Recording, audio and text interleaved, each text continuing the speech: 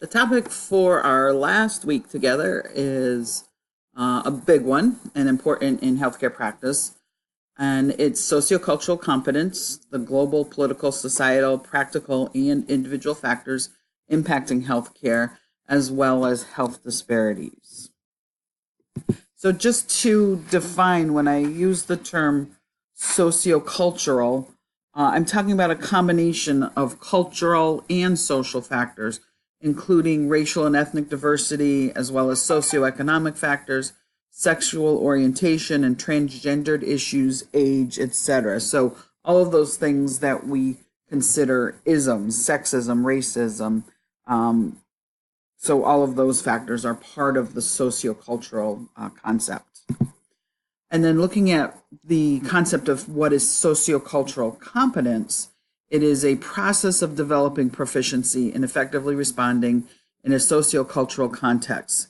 It's the process by which individuals, agencies, and systems integrate and transform awareness of assumptions, values, biases, and knowledge about themselves and others to respond respectfully and effectively across diverse cultures, language, socioeconomic status, race, ethnicity, religion, gender, sexual orientation, and ability.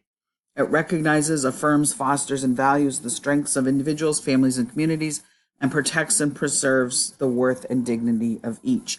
And I really want you to pay attention to some of the words in there, actually all of the words in there, but this is a powerful statement in, when we talk about transforming awareness of assumption, values, biases, and knowledge about ourselves or themselves and others, and responding respectfully and effectively.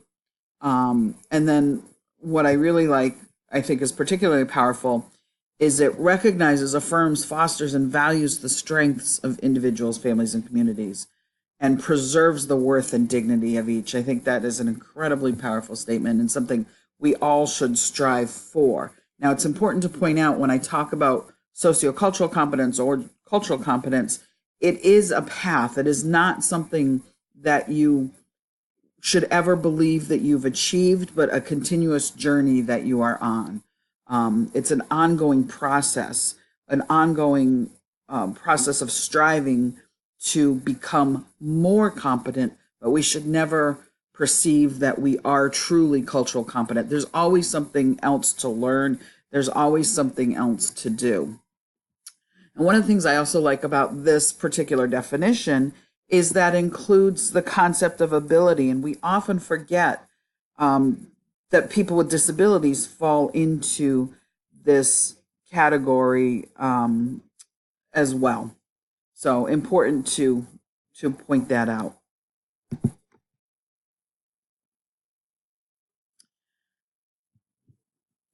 In terms of sociocultural competence and the provision of client-centered or relationship-based care, it's important to remember that in order for a person to recover, it requires them to be able to participate in meaningful activities that are part of their daily lives. So recovery is all about engagement. And the healthcare provider needs to be trained to understand the interaction between participation, the individual's health and wellness, and the contexts in which they live and function. Culture is one of those contexts, and it affects participation in daily activities. So we cannot be client-centered and provide relationship-based care without considering an individual's culture. When I say relationship-based care, that's the trend of that healthcare is moving in terms of having the healthcare provider being able to, it's been part of OT for a very long time, but it's now kind of reaching out into other healthcare professions and having the healthcare provider be able to look at the person as a whole and be able to establish that connection or that relationship, being able to truly know the person in order to be able to truly help the person. So that's what I mean when I say relationship-based care. So you're not so much a number as healthcare has been for, kind of quite some time, that it's more about, looking at each person as an individual. So you can't separate that client-centered or relationship care from considering the person's culture and what their values and beliefs and biases and stereotypes and all of those things are, all of those aspects are about that person without considering the person's culture. So there are a number of factors that impact that development of the sociocultural competence, and we're going to look a little bit at each one of these. The global political and legislative issues play a huge role in sociocultural competence. Societal factors play a role. Healthcare practice considerations play a role. And then our own individual considerations are also part of being on this path towards sociocultural competence. Let's look first at those global and political issues. World events impact our behaviors, and advances in technology have really made the world a smaller place. We no longer learn about world events after the fact. We're getting them in our face as they happen. So world events impact the activities and behavior on a daily basis. You know, look at our analysis of the news media, how the stock market can jump up and down based on, you know, something that happens across the planet. Just something that's reported or some event that's happening can be a financial devastation or a windfall here in the United States, and really how the United States economy also affects the rest of the world. How we hear about things like food recalls or, you know, healthcare crises. Think about the Zika virus and how those events were happening in real time. The Ebola outbreak, all happening in real time and all affecting our practices and behaviors in the United States. So I talked about the financial markets a little bit. Epidemics and pandemics, talked about that, and trade issues. We're in the midst of a huge trade issue with everyone, unfortunately, but with these new tariffs, and we're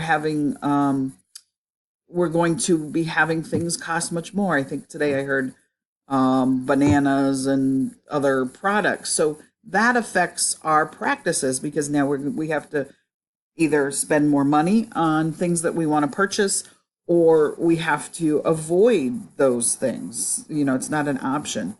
So trade issues happen now, you know, across the world.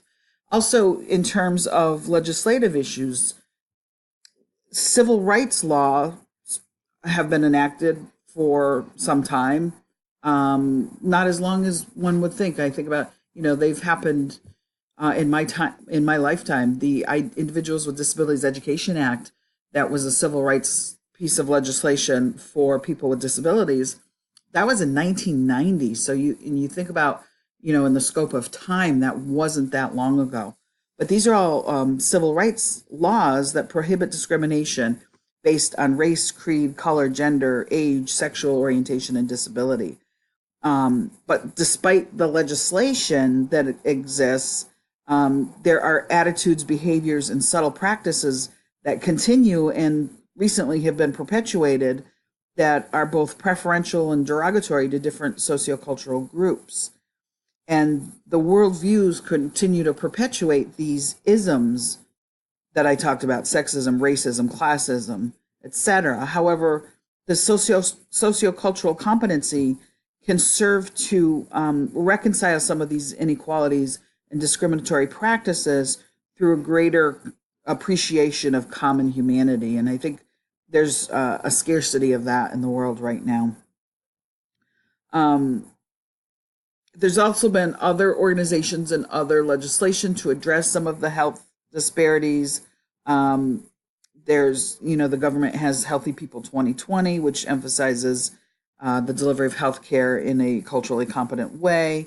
There's the Office of Minority Health in the Department of Health and Human Services, which has developed a national standards for culturally and linguistically appropriate services. And that's been an attempt to standardize implementation of services to diverse populations. The Office of Minority Health has established ways to explore methods of improving cross-cultural competence of healthcare providers. So, there's been lots of back and forth and lots of recognition that this is an issue. So there's an awareness that more needs to happen. I think that unfortunately in the world that we're in right now, that it's kind of taking a back seat to other issues. So we shall see, but it's important for us as healthcare providers to strive to have this be on this path for sociocultural competence. Other societal factors are also important in being on this path. Group membership is a social phenomenon, whether we're in a fraternity, a family, part of a senior center, a culture, a class, and individuals participate in these social groups because of shared interests, beliefs, values, customs, and languages that are passed on to its members. So lots of different cultural and social groups can exist within the larger society. However, one dominant culture generally sets the standard of what's considered acceptable within that society. In the US, the current dominant group is middle class, heterosexual Caucasians. However, the demographic composition of the US is changing. The proportion of older Americans is increasing with aging baby boomers, and by the year 2050, it's projected that the number of Americans over the age of 75 will double to approximately 12% of the entire population. It's also reported that 1 out of every 10 people in the U.S. is foreign-born, and it's expected that this number will continue to rise. Although with the new immigration policy, it's hard to know where that is going. Many people older than the age of 5 within a home speak a language other than English in the home, and that's steadily increased. There are some states that have as high as nearly 50% of residents over the age of 5 speaking a language other than English in the home. And by the year 2023, the populations that are currently considered to be minorities will comprise the majority of children under the age of 18, and by 2039 will be the majority of Americans that are working age. So lots of racial and ethnic changes.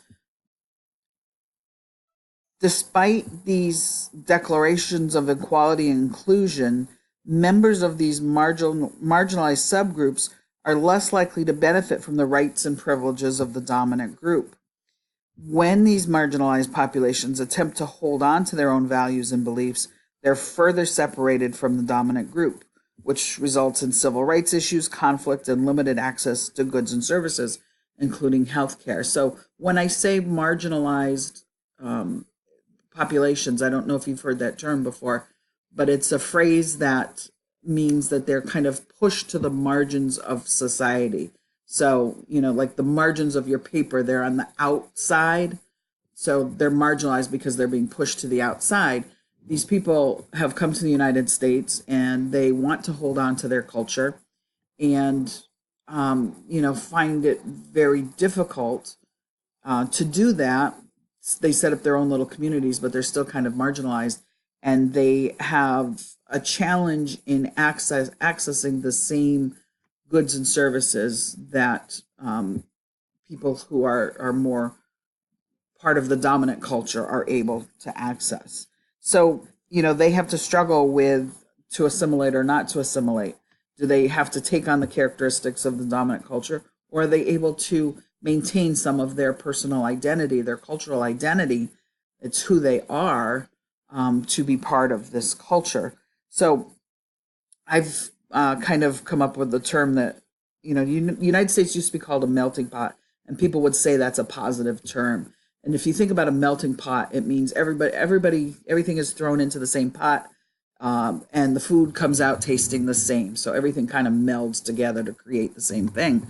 And, is that really what we want? Do we want everything to be the same? I think of United States and being socio-culturally competent as a salad bar. And in a salad bar, you're able to take each thing. A tomato can go on the salad, but it's still a tomato, and it still tastes like a tomato when you eat it. It's still lettuce, it's still cucumber. So everything in that salad is able to maintain its identity. So I think, that's my perspective on cultural competence. So just sharing that.